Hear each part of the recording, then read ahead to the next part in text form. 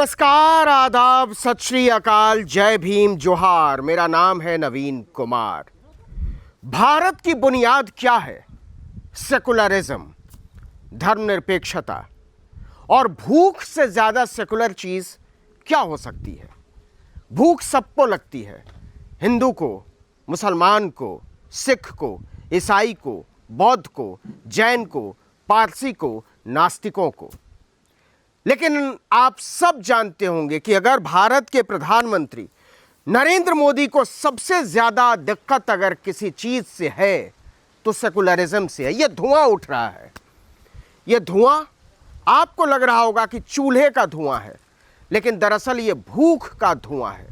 और भारत के प्रधानमंत्री नरेंद्र मोदी, माफ कीजिएगा, वो भूख से इस देश की जनता को मारना चाहते हैं। आपको हैरानी हो रही होगी मेरे इस बयान पर, लेकिन यह सच है, क्योंकि भारत में जिस तरीके से गैस सिलेंडर की क्राइसिस खड़ी हुई है, और इसके लिए जिम्मेदारी नरेंद्र मोदी को लेनी होगी और हरदीप एपस्टीन पुरी को लेनी होगी, क्योंकि वो भारत के पेट्रोलियम और गैस मंत्री हैं। आपको अजीब लगेगा, लेकिन तमाम ऐसे हॉस्टल्स हैं जहां बच्चों को सुबह का नाश्ता नहीं मिला है।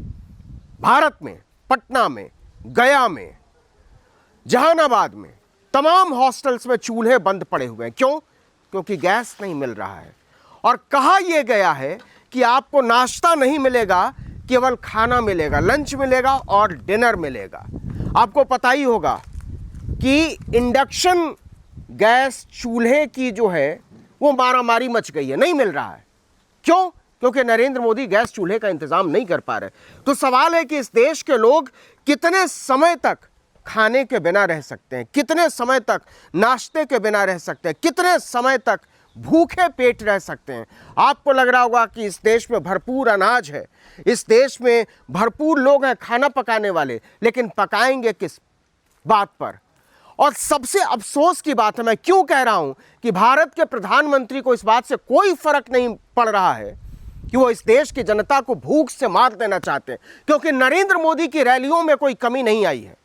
वो हर जगह भाषण देते घूम रहे हैं। और ऐसा बेशर्म प्रधानमंत्री, माफ कीजिएगा मेरे इस अल्फाज पर, लेकिन सच ये है कि ऐसा बेशर्म प्रधानमंत्री पूरी दुनिया में नहीं है जिसकी जनता भूख से मर रही हो और वो रैलियां करता घूम रहा हो।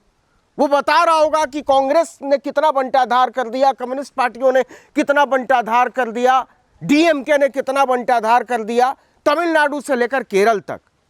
लेकिन सच ये है कि इस देश के लोग जिस वजह से सरकार चुनते हैं, जिस वजह से सांसद, विधायक, प्रधानमंत्री और मंत्री बनाते हैं, वो सारी वजहें नरेंद्र मोदी के रिजीम में नाकाम हो चुकी हैं। और सच ये है कि भारत के प्रधानमंत्री को इस बात से कोई फर्क नहीं पड़ता कि इस देश की जनता भूख से मर रही है। वो लोग जो प्रतियोगी परीक्षाओं की तैयारी करते हैं, जो छोटे छोटे कमरों में रहते हैं, छोटा वाला गैस सिलेंडर रखते हैं 3 किलो 4 किलो का, जो भर जाता था पहले 70 रुपए 80 रुपए में, वो आज 500 रुपए में नहीं भर रहा है। नरेंद्र मोदी के अपने गुजरात में 3-3 हजार रुपए में सिलेंडर नहीं मिल रहे हैं। और इसके लिए भारत के प्रधानमंत्री को शर्म आनी चाहिए। उनका न तो गैस सिलेंडर की सप्लाई पर कोई नियंत्रण है और ना ही जमाखोरों पर नियंत्रण है, कालाबाजारियों पर नियंत्रण है। तो भारत के प्रधानमंत्री नरेंद्र मोदी दबा कर खाते हैं और तान कर सोते हैं। इसके अलावा इस देश में प्रधानमंत्री का कोई काम बचा नहीं है। माफ कीजिएगा, सख्त शब्दों का इस्तेमाल कर रहा हूं, लेकिन सच ये है कि जिस तरीके की तस्वीरें इस देश में सामने आ रही हैं वो बहुत भयावह हैं, बहुत परेशान करने वाली हैं और किसी भी सरकार के लिए चुल्लू भर पानी में डूब मरने वाली है। आपको शायद अंदाजा होगा कि पटना के एक गैस एजेंसी पर कुछ लोग पहुंचते हैं और वो कहते हैं कि डिप्टी सीएम सम्राट चौधरी ने हमको भेजा है और हमको 15-20 सिलेंडर चाहिए। गैस एजेंसी वाला हथियार डाल देता है, वो कहता है देख लो हमारे पास 4 सिलेंडर है।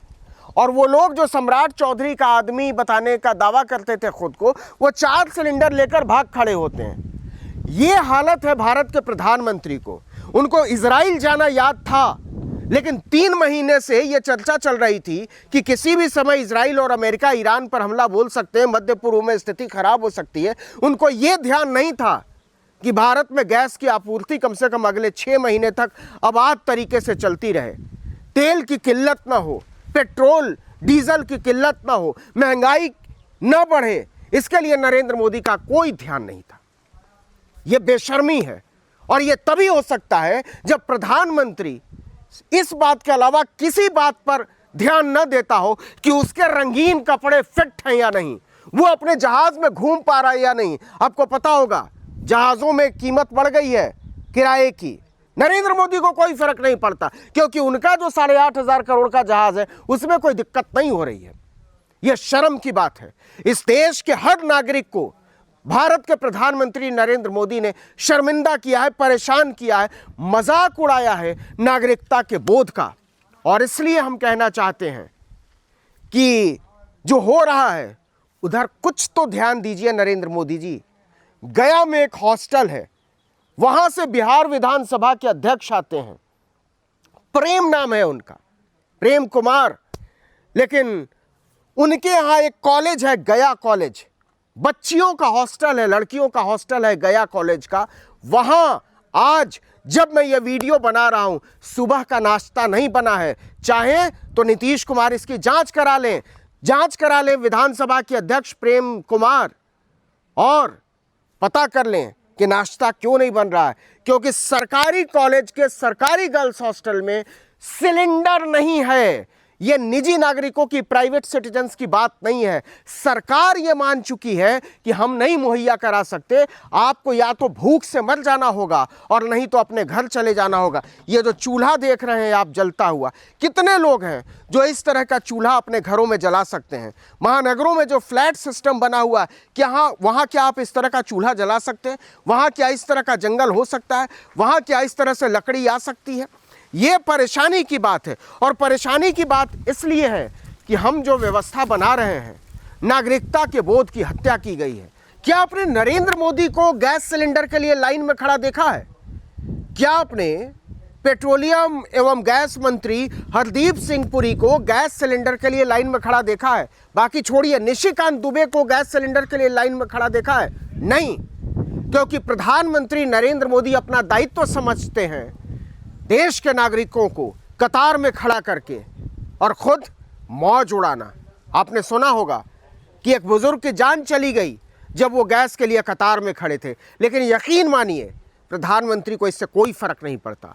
आरएसएस के मोहन भागवत को आपने लाइन में खड़ा देखा है? नहीं देखा होगा। उनको कोई फर्क नहीं पड़ता। वो झूठ मूठ का राष्ट्रवाद, भारत माता, ये सब बातें करते हैं। सच बात ये है कि ये बुनियादी तौर पर इस देश के लोगों से बेपरवाह लोग हैं और इनको इस बात से कोई फर्क नहीं पड़ता कि भारत के लोग किस दुख और दर्द से जूझ रहे हैं, जिसके जिम्मेदार और इकलौते जिम्मेदार भारत के प्रधानमंत्री नरेंद्र मोदी हैं। और उस नरेंद्र मोदी को पालने पोसने वाली संस्था आरएसएस है, जिसके चीफ मोहन भागवत है। तो कुल मिलाकर कहानी ये है कि जिस तरीके से इस देश को चलाया जा रहा है उस तरीके से नहीं चलाया जाना चाहिए। इस देश के नागरिकों को जानवरों की तरह हाँकने की कोशिश हो रही है और ये कोशिश भारत के प्रधानमंत्री की तरफ से हो रही है, भारत के तेल मंत्री की तरफ से हो रही है, पेट्रोलियम एवं गैस मंत्री की तरफ से हो रही है, नागरिक आपूर्ति मंत्री की तरफ से हो रही है।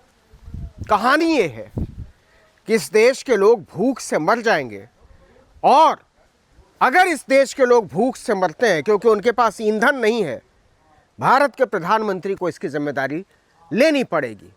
भारत का इतना लापरवाह प्रधानमंत्री, जनता के सुख दुख से इतना बेपरवाह प्रधानमंत्री, अपनी मौज में डूबा हुआ ऐसा प्रधानमंत्री, अपनी अय्याशियों और अपनी सुविधाओं में डूबा हुआ ऐसा प्रधानमंत्री जिसके नागरिकों को खाना नहीं मिल रहा हो और वो हजारों करोड़ के विमान में तेल फूंकता हुआ राजनीतिक रैलियां करता घूम रहा हो, ऐसी बेशर्मी इससे पहले इस देश के नेताओं में कभी नहीं रही। जरा सोचिएगा कि हम किस तरफ झोंक दिए गए हैं और किस तरफ हमें मोड़ने की कोशिश हो रही है। लेकिन इससे ये सच नहीं बदलेगा कि भारत के प्रधानमंत्री को इसकी जिम्मेदारी लेनी पड़ेगी। हो सकता है कि इतने सख्त शब्दों का इस्तेमाल करने के लिए मेरे ऊपर मुकदमा हो जाए, मुझे जेल में डालने की कोशिश हो सकता है कि मेरे ऊपर झूठे इल्ज़ाम लगाए जाएं, लेकिन इन सब के बावजूद ये सच नहीं बदलेगा और कभी नहीं बदलेगा कि जब इस देश के करोड़ों करोड़ लोग गैस सिलेंडर के लिए कई कई दिनों से लाइन लगाए खड़े हैं, ज़्यादा पैसा देने को तैयार हों, भारत की सरकार रसोई गैस के सिलेंडर पर एक मुश्त 60 रुपये और कमर्शियल गैस के सिलेंडर पर एक मुश्त 115 रुपये बढ़ा चुकी हो, इसके बावजूद दोगुना पैसा कालाबाजारियों को चुकाने के बाद भी लोगों को सिलेंडर नहीं मिल रहा है और इस सब के लिए भारत के प्रधानमंत्री नरेंद्र मोदी जिम्मेदार हैं। इस वीडियो में इतना ही, लेकिन अगर आपने आर्टिकल 19 इंडिया को अब तक सब्सक्राइब नहीं किया तो फौरन कर लीजिए, बेल आइकॉन दबाइए, घंटी जैसी आकृति लाइक कीजिए और कमेंट करके बताइए हमारा वीडियो आपको कैसा लगा। हमारा ट्विटर हैंडल है article19_India और मेरा ट्विटर हैंडल है नवीन जर्नलिस्ट। नमस्कार।